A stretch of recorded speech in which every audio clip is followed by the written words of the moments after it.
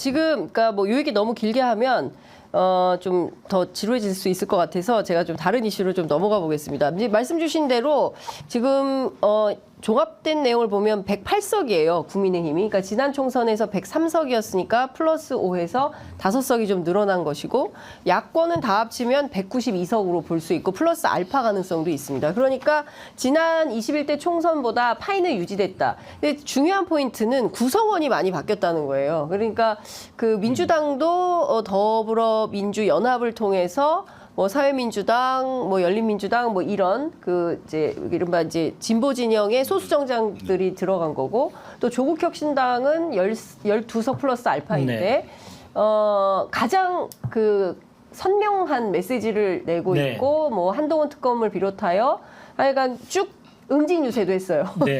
뭐 이런 내용들을 보면 구성원이 많이 바뀌었기 때문에 지난 21대 총선보다는 훨씬 전투력이 있는 국회가 될 거다. 매기 이준석 포함해서. 자, 그러면 그 어떤 일들을 해야 될지가 굉장히 좀 중요한데 말씀 주신 것처럼 특검을 먼저 해야 된다. 민생을 먼저 해야 된다. 민주당은 어떻게 해야 됩니까?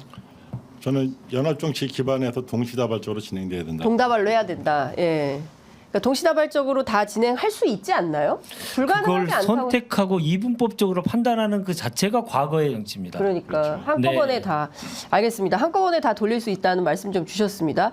자, 그런데 그 민주당께 좀 여쭤볼게요. 이재명 대표가 줄곧 151석 얘기를 했었는데 목표 달성은 한 겁니다. 그렇지만 동작을의 류사명, 도봉갑의 안규령, 그리고 마포갑의 이지은 이런 후보들의 낙선은 좀 민주당은 어떻게 받아들여야 됩니까?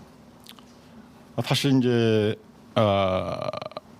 세 군데 다 이제 네. 거의 전략공천 지역으로 이제 분류가 되었고 전략공천 이제 지역에 가신 지 얼마 안 되신 분들이에요. 이제 외부 영입 인재들이시고 그러다 보니까 지역 내에서의 어떤 그 어떤 화학적 화합 그다음에 거기 통한 어떤 에너지 시너지를 끌어내는 데 있어서 좀 시간적 물리적 한계가 좀 있지 않았나 싶고요.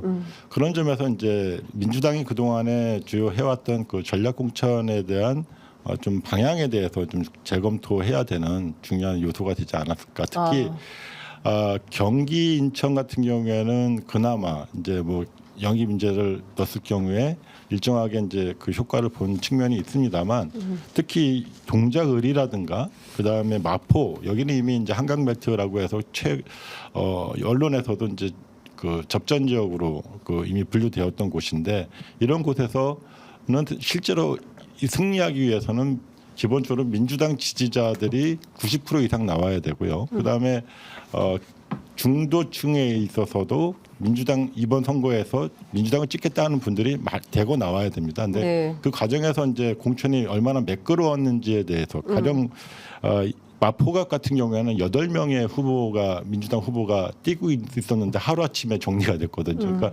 그런 거에 대한 어떤 그 주민들이 봤을 때 그 시선 이런 것들이 좀 걱정되었었는데 그 네. 결과가 드러난 거 아닌가 싶고요.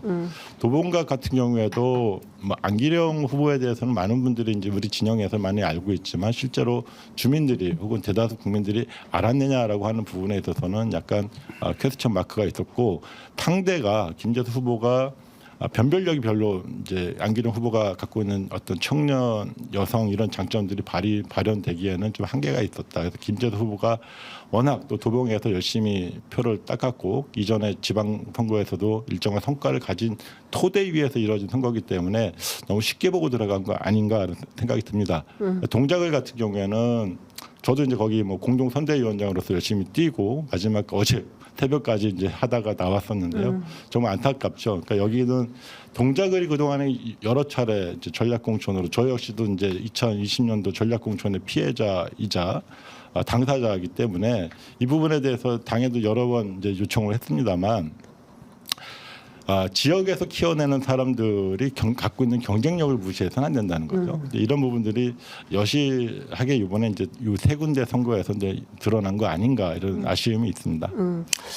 그런 차원에서도 뭐 해석할 수 있지만 네. 저는 그 지역적인 차원보다는 이렇게 저는 보여요. 경기도의 그 뭐 여러 가지 막말과 여러 가지 국민적으로 큰 논란이 됐던 양문석, 김준혁 후보. 예, 민주당 후보의 영향이 예.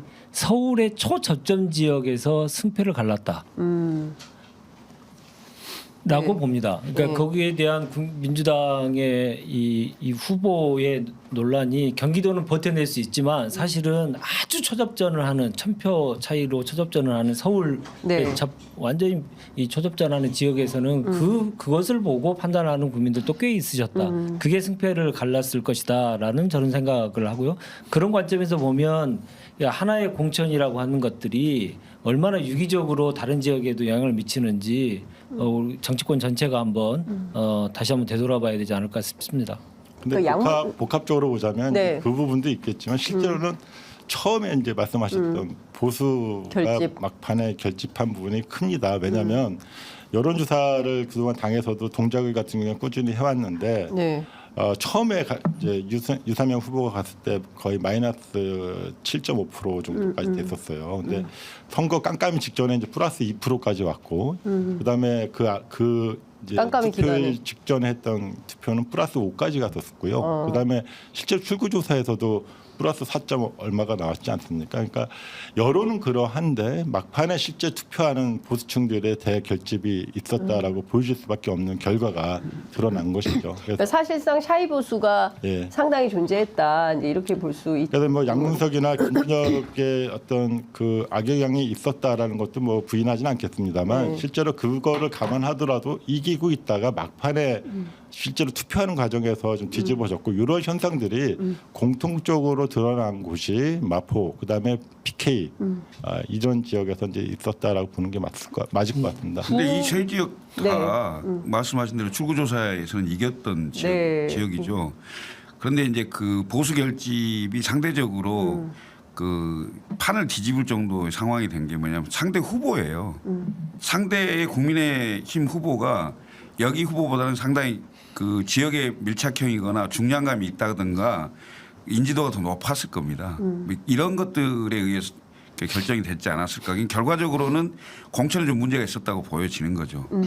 그리고 그 마지막에 보수 결집도 있었지만 그 민주당의 후보들 있잖아요. 그 김준혁 후보, 양문석 후보, 공영훈 후보, 양부남 후보 이런 분들이 국민들의 눈살을 그러니까 국민들의 눈높이에 맞지 않는 그러니까 민주당의 정체성에도 맞지 않는 그런 후보가 좀 드러났는데 선거 중반이기 때문에 네. 어떻게 처리를 못하는 상황인 거죠. 그러니까 그런 지점들도 영향이 좀 있었을 거라고 보는데 결국 궁극적으로는 후보의 어떤 그 뭐랄까 상대 후보에 대해 비해서 경쟁력이 좀 부족했다. 후보 경쟁력이 좀 부족했다. 네, 그렇게 근데 이건 보여집니다. 좀 어떻게 보세요? 부울경 말씀하셨으니까 사실 부산은 지금 전재수 의원 하나, 네. 예, 그러니까 빨간 밭에 이제 파란색 하나 딱 있는 상황이에요. 그러니까 부산 같으면 지난 총선보다는 성적이 안 좋은 안 상황이고, 네. 그리고 그것은 경남도 마찬가지입니다. 그러니까 김두관 후보도 결국에는 이제 패배를 한 거고 최인호 후보 뭐 이런 등등의 쭉 상황을 보면. 부울경에서 생각보다 뭐 부산이 디비졌다. 그리고 조국 대표 같은 경우에는 부산을 총 몇 차례를 갔었죠? 세 차례죠. 세 차례. 그러니까 네. 선거 기간 중 부산은 가장 많이 간 거 아닙니까? 그렇죠. 예, 네. 그런 측면에서 보면 어쨌든 부산의 중도층을 공략해서 판을 좀 흔들겠다는 조국혁신당의 전략이나 이런 것들도 관철됐다고 볼 수 있을까요? 어떻게 보십니까? 이 결과는? 뭐 관찰이 안 됐다. 선거 결과만 보면 지역구 결과만 보면 그렇게 판단하실 수 있습니다만은 지금 99% 개표된 부산의 비례대표 선거 결과를 보면요. 네. 조국혁신당이 2등입니다. 비례대표. 네. 예. 2등은 당연히 이제 국민의 미래 45%, 그다음에 2위가 조국혁신당입니다. 네, 그래서 그동안 했던 PK의 공을 들였던 결과는 분명히 나왔다. 비례대표 후보 결과에서 나왔다라고 보고 지금 PK가 초접전 상황까지 벌어진 것도 많은 공을 들인 조국 대표의 그 노력에 영향이 좀 있었다. 그러나 판을 뒤집기는 좀 어려운 상황이었다라는 게 이제 드러난 거죠. 그러면은 양문석 그 김준혁 두 후보의 막말 파문 이런 것들이 PK까지 영향을 미쳤다고 볼 수 글쎄요, 있을까요? 거기까지 확대 해석하기는 좀 어려울 것 같습니다. 생활권이 워낙 좀 차이가 있기 때문에 특히나 근데 경남의 경우에도 더불어민주연합과 조국혁신당은 딱 1% 정도밖에 차이가 나지 않습니다. 예. 그만큼 이제 공을 들였던 PK 지역에서의 결과는 저희들로서는 획득을 했습니다만은 범야권 전체로 봤을 때는 매우 아쉬운 결과가 초래됐다. 그렇게 보는 게 결과입니다. 사실상 지민 비조도 있었지만 지국 비조도 있었다라는 나경원 후보의 주장이 틀린 말은 아닌 건가요? 뭐 그것도 있지만 사전 투표율을 저는 많이 중요하게 보는데 네. 사전 투표율이 PK 지역이 매우 낮았습니다. 대구 경북 PK 지역이 평균에 비해서 매우 낮았고요. 반면에 매우 높은 지역은 이제 호남 지역이었죠. 지난번 대선 때도 이런 현상이 그대로 벌어졌었는데 그러면서 이제 보수의 결집들이 본투표에서 많이 일어난 게 아닌가라는 생각을 할 수밖에 없는 그런 상황입니다. 김철근. 근데 결국은 그 200석에 대한 그 두려움이었겠죠. 그러니까 보수 세력이 예. 그 200석을 그러니까 100석 이하를 한 번도 해본 적이 없어요. 그러니까 100석 이하가 됐을 때 과연 정권 운영이 되겠느냐 이런 거에 대한 두려움이 굉장히 컸다고 저는 보고요. 네. 그래서 실제로 그 깜깜이 선거 전까지 여론조사 결과를 보면 민주당이 굉장히 선전했어요, 부산에서. 그래서 100석 이하가 될 거라고 대부분의 전문가들이 예측을 했고 맞아요. 실제 각 당의 그 선거 분석하시는 분들이 그렇게 갈 가능성이 높다고 다 생각을 했어요.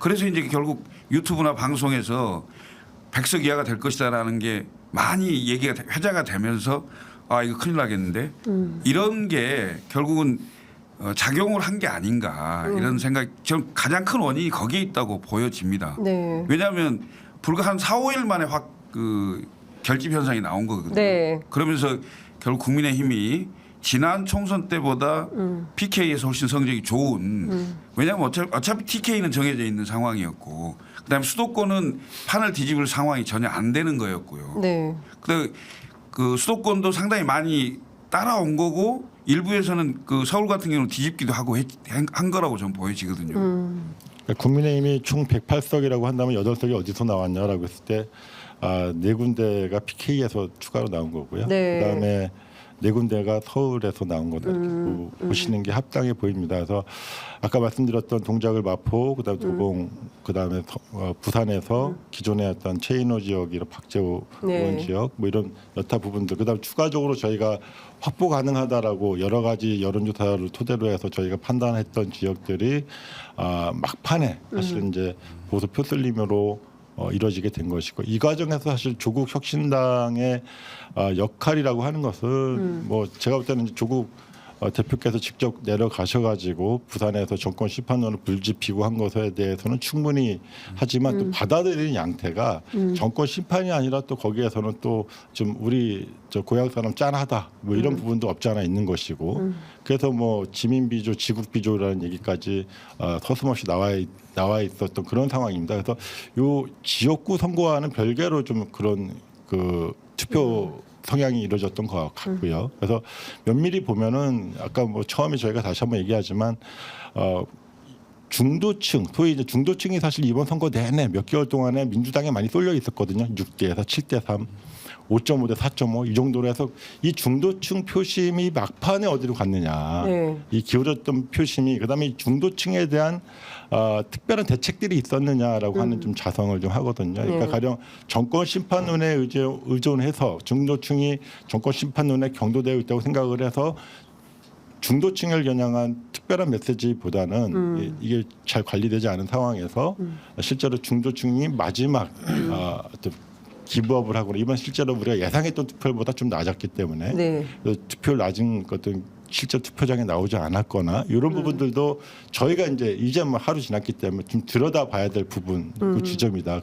그런 점에서 낙동강 벨트 PK 지역에서의 어떤 그 선거 지금의 양상들을 쭉 들여다봤을 때 그거를 좀 유의해서 보여야 될 좀 지점이다 이렇게 봅니다. 그러니까 예컨대 민주당에서 좀 정권 심판론을 너무 강조하다 보니까 중도층이 소구할 만한 그런 어떤 메시지 전략 이런 게 그렇죠. 그러니까 어떻게 보면 별로 안 중도층은 보였다. 이제 약지지층이라고 봐야 되겠죠. 그러니까 약지지층인데 이분들도 동의를 합니다. 동의를 네. 하고 정권 시판론 해야겠다고 여론조사에 기꺼이 자기 의사를 표현했던 분들인데 이분들이 과연 투표 전까지 가는 과정에서 어떠한 변화가 있었는지 이런 것도 좀 짚어볼 부분이다 이런 말씀입니다. 근데 참 국민들께서 궁금해하시는 포인트는 이런 것 같아요. 지난번에 이제 180석 있었고 이번에 그래도 192 플러스 알파가 되면 200석은 안 되지만 상당한 의석을 갖고 있는 건데 윤석열 대통령은 별로 국정운영 기조를 안 바꿀 것 같고 오늘 아침 한덕수 총리 뭐 내각 총사퇴할 거다 뭐 이런 등등의 그 뭐 예측 관측이 있었는데 새롭게 구성될 22대 국회와 더 많이 대화하고 더 깊이 협력하며 국정의 파트너로서 국민의 뜻에 함께 부응해 나가겠다 이런 메시지가 나왔어요. 많이 그러니까 동풍이죠. 그러니까 네.